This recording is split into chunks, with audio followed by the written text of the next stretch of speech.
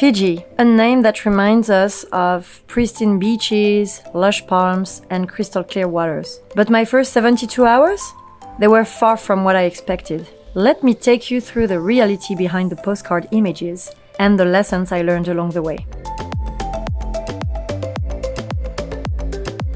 Hey guys, it's been already a week I'm here and I feel like I'm a little bit more tanned. I had such a crazy pace before I left Vancouver with my clients, with everything going on, right? Like prepping your departure for a new adventure. I'm gonna be gone a while and I'm gonna travel in many places because my goal is to see the whole world. It's a big goal of mine, and Fiji is my 61st country. Before leaving Vancouver, I couldn't wait to arrive in Fiji. I was fasting, not just to reset my body, but to prepare for what I thought would be a peaceful, restorative experience. I'm gonna chill. I'm going to Fiji, right? So that's the best place ever for that. It's my transition to Australia. I pictured myself relaxing on serene beaches, soaking in the beauty and leaving all my stress behind. I was ready for the paradise I had seen in photos. But when I arrived, things weren't as idyllic as I'd imagined. It's been a very interesting experience because I have literally seen very good things, but I've also seen things that were interesting, you know? So first I was surprised with how this island was not exactly as developed as I thought it would be. Because, you know, we always picture Fiji as, you know, this paradise and everything. No, but you know what? I lived in Brazil, so it's okay. I'm used to roads that are completely destroyed. I love traveling local, so for me, I'm rarely spending time in resorts because I'm a nomad and I travel year round. I'm looking more for real experiences with locals, and Fiji that way is not that accessible. Actually, when I got here, my first experience with the Airbnb I rented was very bad. There was no mirror. When I arrived, the bed was not made and it was like 2 tiny mattresses. The cleanliness was very questionable, a teeny tiny fridge. That was not the Fiji I was picturing, to tell you the truth. The housekeeper is super nice, Freddie. A really cool guy, but the thing is, it's really remote and very rustic.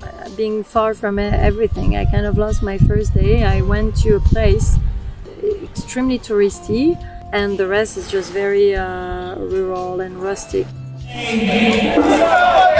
The narrow marina, the nearest tourist area, was beautiful on the surface but felt artificial, with a gated road filtering who could even enter. It was clear that this part of Fiji was designed for tourists to stay separate from the realities of local life.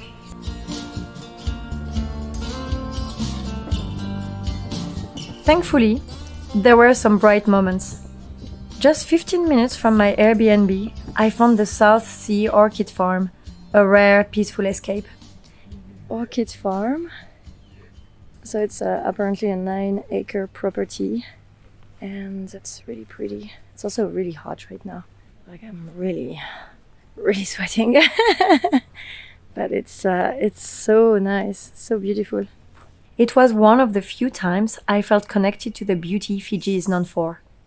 And during a car ride to look for a rental, I met a lovely toddler who reminded me that even small, sweet connections can brighten a difficult day. In the taxi, I found a cute little girl. I'm taking her with me. You want to eat my hair, but this is not very good, you know? It's not.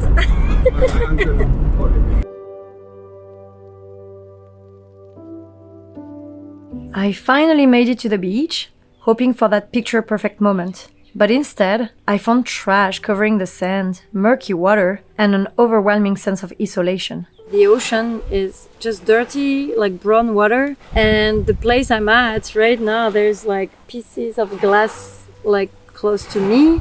In Canada, right, it's illegal to litter, and even if some people do it, it's still kept under control. Lots of people go clean, but it was not the case here, and it's very sad actually.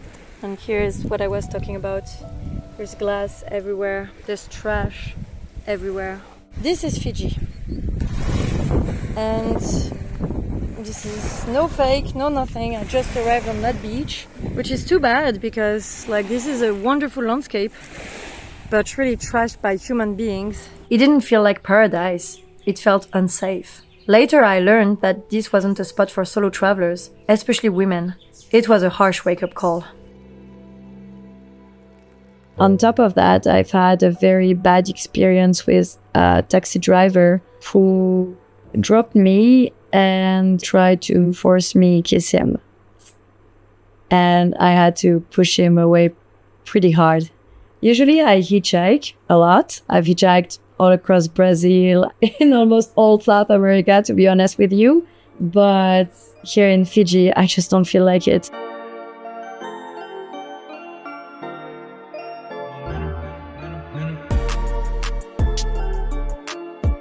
As I spent more time in Fiji, I began to understand the struggles many locals face. The minimum wage is just $2.25 per hour, while costs, especially in tourist areas, are shockingly high. The locals were super nice, so I don't want to talk anything bad about the locals, but the island itself is really not what I was hoping for.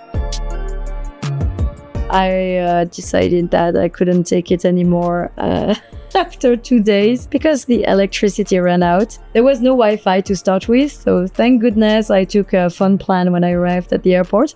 So usually I take a local SIM in the country I make it.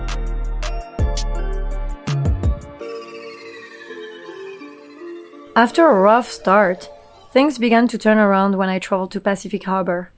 I stayed with Robert, Lini, and their 2 daughters in their lovely Airbnb. So we have cod liver here, and then we have filet, beef filet. Yay! And then we have the next batch that is coming around. Nate. Cool. Nice. That looks delicious. About to eat our dinner. It's gonna be so nice. Schön. Super geil.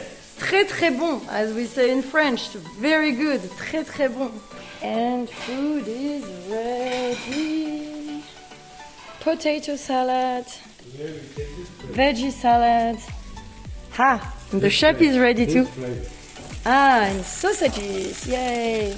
With German mustard. Perfect. Robert, originally from Germany, runs a construction company, while Lini, a native Fijian, shared so much warmth and kindness. Their home felt like a refuge, and for the first time in Fiji, I felt truly comfortable and welcome. That's the beautiful place I'm staying in. I wanted to go kayaking. As you can see right now, it's low tide, so it's harder to go at low tide. And also, the rain. The sky tonight is crazy, with a rainbow on top of it. Oh, and I didn't show the pool. I have to be honest, I didn't do much over the past few days because I've been fairly tired. I was a bit sick. And I have a crazy life, so sometimes it's just nice to relax. Here's another bungalow for guests. And we even have a French car, but staying in Fiji. Vive Peugeot! Fiji is a place of contrasts. There's undeniable beauty, vibrant sunsets, lush greenery, and turquoise waters. But there's also a side that doesn't get shown in travel brochures. Trash and poverty are hard to ignore, and for solo travelers, it can feel isolating and even unsafe, especially if you're a woman by yourself. While I wouldn't call it an island paradise, I did find moments of connection and kindness that made my time here worthwhile. I'm excited to share more stories and insights from my time in Fiji. So stay tuned for upcoming episodes where I'll dive deeper into my Fijian adventures. Thank you for listening, and I can't wait to share more with you soon. Please like and subscribe. Merci et à bientôt.